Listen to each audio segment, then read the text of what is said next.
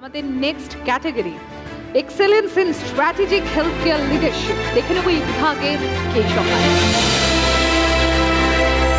স্বাস্থ্যসেবা ক্ষেত্রে ডক্টর সোমব্রত রায়ের কর্মজীবন অত্যন্ত আকর্ষণীয় ও দীর্ঘ। প্রায় 23 বছরেরও বেশি সময় ধরে তিনি এই ক্ষেত্রের সাথে যুক্ত।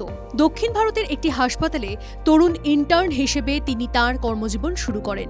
বর্তমানে তিনি হেলথ কেয়ার অপারেশনস, ব্যবসায়িক প্রবৃদ্ধি এবং কৌশল নির্ধারণের ক্ষেত্রে একজন বিশেষজ্ঞ হিসেবে নিজেকে প্রতিষ্ঠিত করেছেন। CMRI Hospital is one of the oldest corporate private hospital in this part of Eastern India, and we are treating more than 15 lakhs patient, be it inpatients, more than 8.5 lakhs critical surgeries in this place since 1969.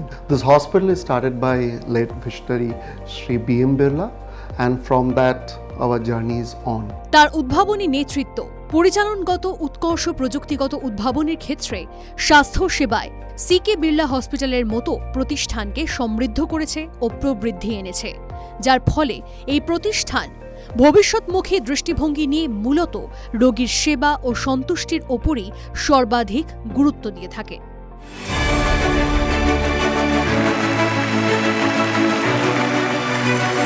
টিভি9 Bangla সুস্বাস্থ্য 2026 excellence in strategic health care leadership বিভাগে সম্মানিত doctor Somabrata Roy, vice president and zonal head, CK Birla hospital CMRI। একবার জোরে হাততালি হয়ে যাক doctor রয়ের জন্য।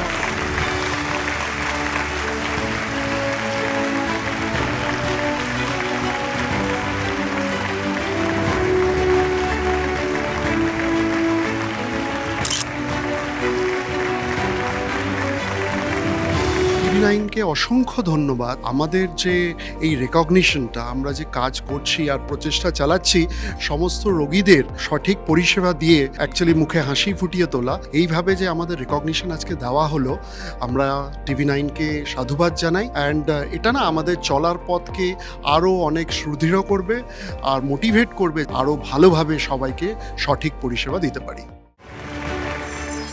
প্রথম পর্যায়ে আলোচনা শুরু করব। আলোচনার বিষয় আপনাদের ইতিমধ্যেই আমরা জানিয়ে দিয়েছি। স্বাস্থ্যসেবায় আর্টিফিশিয়াল ইন্টেলিজেন্স, উন্নত চিকিৎসা থেকে ভবিষ্যৎমুখী মেডিকেল ট্রেনিং। ডক্টর সোমব্রত রয় রয়েছেন আমাদের সঙ্গে।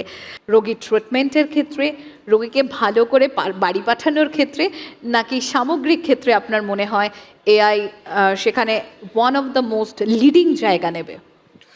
AI ইন হেলথ কেয়ার, যেটা নিয়ে আমাদের আজকে বক্তব্য, প্রথমে বলবো যে AI কিন্তু একজন ক্লিনিশিয়ান বা একজন হেলথ কেয়ারকে রিপ্লেস করতে পারবে না। It's a support, you know, as a human being, that emotional trust, empathy, something related to, যেখানে মানুষ ফিল করতে চায়, সেখানে হয়তো মেশিন দিয়ে পুরোপুরি জিনিসটাকে রিপ্লেস করা সম্ভব নয়।